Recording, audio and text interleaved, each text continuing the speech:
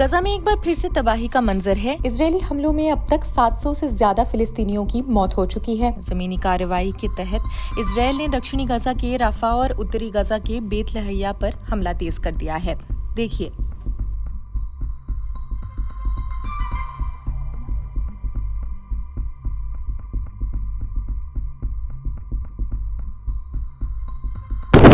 मंगलवार को इजरायल द्वारा संघर्ष विराम तोड़ने के बाद से लगातार बमबारी जारी है। मेडिकल सूत्रों का कहना है कि मरने वालों की संख्या लगातार बढ़ रही है। वहीं हमास ने भी पहली बार संघर्ष विराम टूटने के बाद इजरायल पर रॉकेट दागे। उधर यमन में हूती विद्रोहियों ने भी तेल अवीव के दक्षिणी सैन्य ठिकानों पर मिसाइल हमले का दावा कर दिया है। गाजा की सीमा से लगते इलाकों में इजरायली सेना के हमले जारी है। खासकर बेत लहैया, शबोरा और अस सुल्तान इलाकों में सेना ने भारी गोलीबारी और हवाई हमले किए। राफा के लोग अब अपने घर छोड़कर अल मवासी की ओर भाग रहे हैं। हालात इतने खराब है कि मॉर्चरीज भी लाशों से भर चुकी हैं। इस बीच अमेरिका के यूक्ला विश्वविद्यालय पर बड़ा मुकदमा दर्ज हो गया है। 2024 के कैंपस प्रोटेस्ट के दौरान प्रो पैलेस्टीन प्रदर्शनकारियों पर हुए हमलों को लेकर छात्रों, शिक्षकों और पत्रकारों समेत 35 लोगों ने विश्वविद्यालय और पुलिस परिसर पर आरोप लगाए।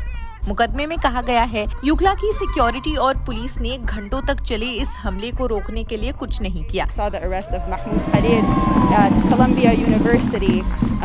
This is an attack which took place by the Department of Homeland Security and ICE because Mahmoud chose to take a stand against genocide, against the occupation, and to stand for the people of Palestine as a student at his university.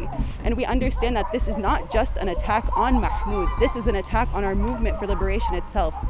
From the East Coast to the West Coast, the students stand united. जबकि ये घटना live प्रसारण में भी करोड़ों लोगों ने देखा। इधर ट्रंप प्रशासन और कोलंबिया विश्वविद्यालय के बीच तनातनी जारी है। अगर कोलंबिया ने ट्रंप प्रशासन की शर्तें नहीं मानी तो उसे $400 मिलियन की फंडिंग गंवानी पड़ सकती है।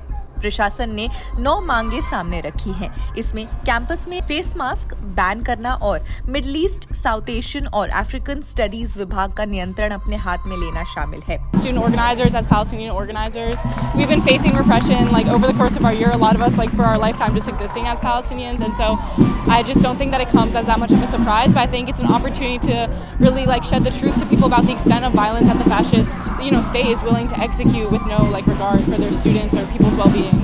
We definitely see the effort by the state to detain Mahmoud as a intentional scare tactic to kind of silence students who want to advocate for Palestine on campus.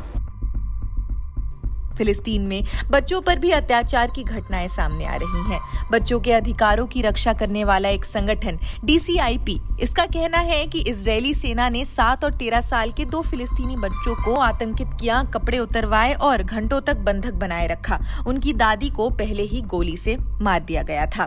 खैर, बच्चों को उनके ही घर के बाहर हथियारों के बल पर कपड़े उतरवाकर घंटों तक बंधक बनाया गया।